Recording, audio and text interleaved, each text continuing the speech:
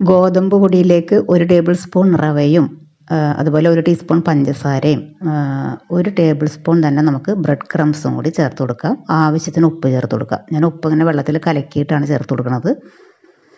ഇതുപോലെ വിസ്ക് വെച്ചിട്ട് ആദ്യം നന്നായിട്ടൊന്ന് മിക്സ് ചെയ്യുക. അതിനുശേഷം തിളച്ച വെള്ളം ചേർത്തിട്ട് വേണം പൂരിക്കുള്ള മാവ് കുഴയ്ക്കാൻ.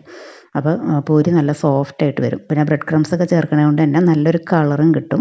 ഫ്രൈ ചെയ്തെടുക്കുന്ന സമയത്തും നല്ലൊരു ക്രിസ്പിനെസ്സും അകത്ത് നല്ല സോഫ്റ്റും ആയിരിക്കും കേട്ടോ ഈ രീതിയിൽ ചെയ്യുമ്പോൾ. അതുപോലെ ചപ്പാത്തിയേക്കാളും കുറച്ച് ഹാർഡായിട്ട് ഒന്ന് കുഴച്ച് വയ്ക്കുക. 5 മിനിറ്റ് ഒന്ന് റെസ്റ്റ് ചെയ്യാൻ വയ്ക്കാൻ വേണം. ഇതെല്ലാം പൂരി ഉണ്ടാക്കുമ്പോൾ ചെയ്യാൻ പറ്റുന്ന ടിപ്സാണ്. ഒന്ന് ട്രൈ ചെയ്ത് നോക്കുക. അപ്പോൾ അതൊന്ന് സെറ്റായി വരുന്ന നേരം കൊണ്ട് നമുക്ക് കുക്കറിലേക്ക് വെളിച്ചെണ്ണയിലേക്ക് കടുകും പെരിഞ്ജീരകം ചേർക്കുമ്പോൾ നല്ല ടേസ്റ്റ് ആയിരിക്കും. കറിവേപ്പില, വറ്റൽമുളക് എല്ലാം കൂടി ചേർത്ത് പിന്നെ ഇത്തിരി പച്ചമുളക്, ഇഞ്ചി, വെളുത്തുള്ളി ഇതെല്ലാം കൂടി ചേർത്തിട്ട് ഒന്ന് വഴറ്റുക.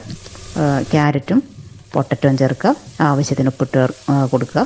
പിന്നെ ഒന്ന് സോട്ടാക്കിയതിന് ശേഷം 1 ടീസ്പൂൺ അരിപ്പൊടിയും ഇത്തിരി മഞ്ഞൾപ്പൊടി, ആവശ്യത്തിന് വെള്ളം ചേർത്ത് പൊട്ടറ്റോ നന്നായിട്ടൊന്ന് വേവിച്ചെടുക്കുക കേട്ടോ. അപ്പോൾ ആ സമയം കൊണ്ട് നമ്മുടെ പൂരിയുടെ മാവും റെഡിയായി വരും. തിളച്ച എണ്ണയിലേക്ക് അതുപോലെ തന്നെ നല്ല ചുവട് കട്ടിയുള്ള ചട്ടിയിൽ ഇതൊക്കെ പ്രത്യേകം ശ്രദ്ധിക്കുക കേട്ടോ. എന്നാലേ പൂരി നല്ല രീതിയിൽ വരുള്ളൂ.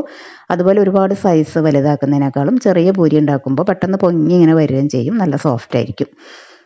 ഇനി പൊട്ടറ്റോയിലേക്ക് നമുക്ക് ലാസ്റ്റ് ഇത്തിരി ഗരം മസാല അതുപോലെ നെയ്യും കൂടി ചേർക്കുമ്പോൾ നല്ല സൂപ്പർ ടേസ്റ്റ് ആയിരിക്കും. പിന്നെ പൂരി മസാലയുടെ കൂടെ ബെസ്റ്റ് കോമ്പിനേഷനാണ് കേട്ടോ ഈ അധികം പുളിയില്ലാത്ത കേട് അല്ലെങ്കിൽ യോഗേട്ട്, പിന്നെ ഓണിയൻ റിങ്സും എണ്ണയിലൊന്ന് ചെറുതായിട്ട് വാട്ടിയെടുത്തിട്ടുള്ള 2 പച്ചമുളകും കൂടി കൂട്ടി കഴിക്കുമ്പോൾ നല്ലൊരു സൂപ്പർ കോമ്പിനേഷനും നല്ലൊരു പ്രത്യേക ടേസ്റ്റുമാണ് കേട്ടോ. അപ്പോൾ ഇതുപോലെ ഒന്ന് ട്രൈ ചെയ്ത് നോക്കുക ചെയ്യാത്തവരുണ്ടെങ്കിൽ. വീഡിയോ ഇഷ്ടപ്പെടുകയാണെങ്കിൽ ഒന്ന് സപ്പോർട്ടും കൂടി ചെയ്തേക്കണം കേട്ടോ. Thank you.